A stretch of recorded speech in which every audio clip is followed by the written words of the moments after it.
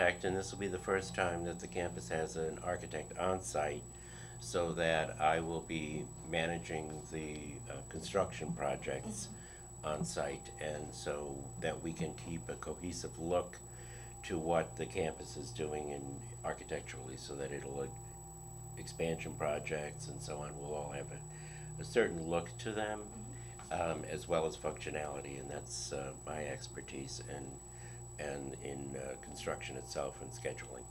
So I'm in charge of the actual construction work that's happening on campus. I said I'm an architect, and I was an architect with Dean Witter Reynolds, which we had 25 floors at the World Trade Center Tower 2, and 5 floors in Tower 1, Tower 5.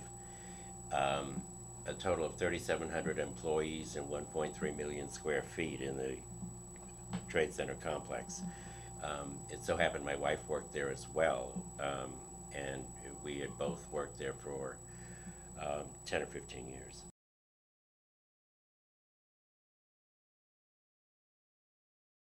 On the 56th floor in Tower 2, when Tower 1 was first hit, and we could definitely feel it, and all the lights went out and back on again within a few seconds. The Port Authority, which manages the complex, and said that everything was under control and we should all stay in our offices. However, most of us went over to the side that we could look out and see Tower 1, and we could see the fire in Tower 1, which was definitely nothing under control. And unfortunately, at that time, we saw people leaping out of the building. And so we went back to our desks, and then our own security department said that all the Dean Witter personnel should leave the building. So we started leaving the building about 9:15, I guess. No, we must have been leaving earlier. I was in the stairwell at the time that Tower 2 was hit.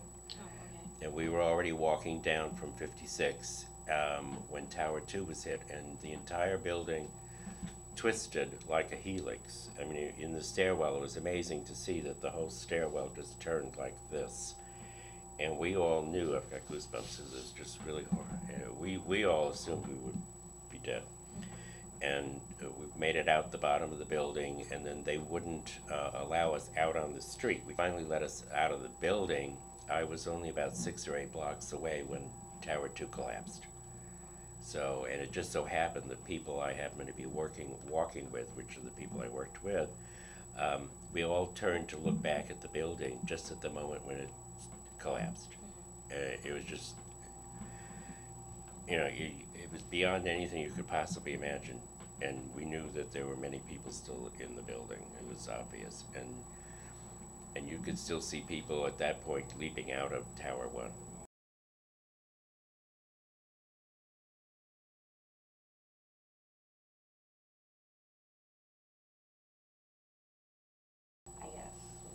Well, of course, there have been big changes. My children are graduating from college. My son will be graduating in June. So, I mean, my life itself has changed.